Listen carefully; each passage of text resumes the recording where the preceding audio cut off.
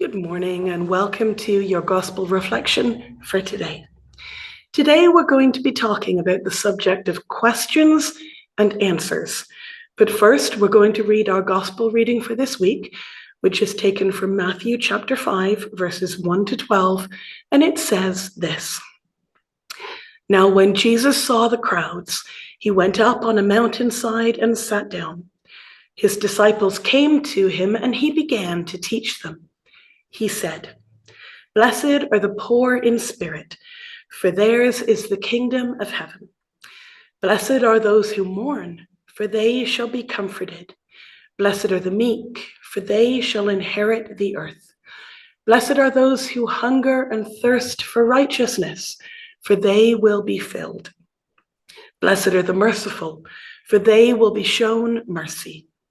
Blessed are the pure in heart, for they shall see God. Blessed are the peacemakers, for they will be called children of God. Blessed are those who are persecuted because of righteousness, for theirs is the kingdom of heaven. Blessed are you when people insult you, persecute you, and falsely say all kinds of evil against you because of me. Rejoice and be glad, for great is your reward in heaven, for in the same way they persecuted the prophets who were before you." Now, I wonder if any of you might have spent time with very young children lately. Maybe you might have much younger siblings at home, or for the adults watching, maybe you have young children yourselves. If this is the case, then you will know that young children ask a lot of questions. It might go a little bit like this. "Mummy, why is the sky blue? Mummy, why does it get dark at night? Mummy, what are clouds made of? Mummy, where does God live? Mummy, what happens when you pray? Mummy, why do you believe in God? Mummy, why are there so many bad things in the world?" Or something like that. All of us ask questions, and even though the questions change as we get older and sometimes get harder to answer, we still keep on asking them. In our reading today, we have to imagine that Jesus is in effect giving answers to the questions that the crowd around him were asking. Because for the most part, the people that surrounded Jesus were very, very poor. They were very hungry. They lived very difficult lives. Their country was occupied by a foreign army, and it was really hard to have much hope in the future. So they're now faced with Jesus, the Messiah, the Son of God, and they're asking him questions about why life basically sucks. And in a sense, this is Jesus giving those answers.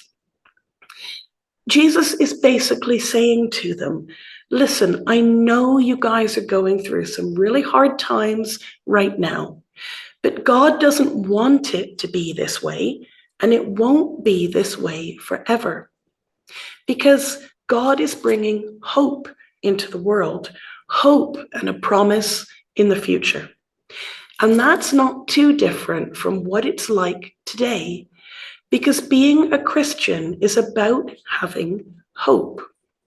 We understand that things aren't perfect right now. Of course they're not. But we have hope for the future. Hope that God has a better plan for us in the world.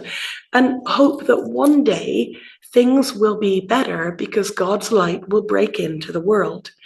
But in the meantime, while we're waiting for that, our job as Christians is to, in whatever way we can, work to bring hope into the lives of others.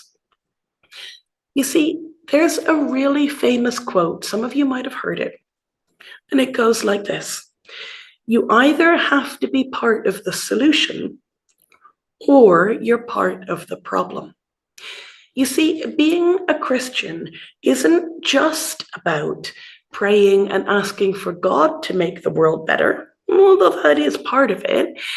It's also about choosing ourselves to work to make the world better, because we all carry the light of Christ in our hearts. So it's our job to share that with a sometimes dark world. It's about choosing to bring the light of Christ into the world through our choices and through our actions. So if you look back at the Bible reading for this morning and look back at all of those pairs, think about it this way. When you encounter someone who is mourning, how can you bring just a little bit of comfort into their world? Maybe by sitting with them for a minute and listening, giving them a hug. Maybe when you encounter someone who's in the middle of an argument with someone else, maybe you might be able to find a way to bring peace into that situation. Maybe if there's someone who is experiencing a lack of justice or mercy in their lives, you might be able to stand with them in solidarity, to work to highlight their situation and to bring a little bit more justice and mercy to them through the choices that you make. These are all, of course, just examples, but I would encourage you to look back at that Bible reading, look back at the different couplets in it, and to work out if there is maybe one this week that you could take away as your action to do for somebody else, a way that you can bring comfort or justice or mercy or whatever it might be to someone else. In other words, while we are waiting for God to fix things, what can you do to help to bring just a little bit of hope into the world? I'll see you all soon.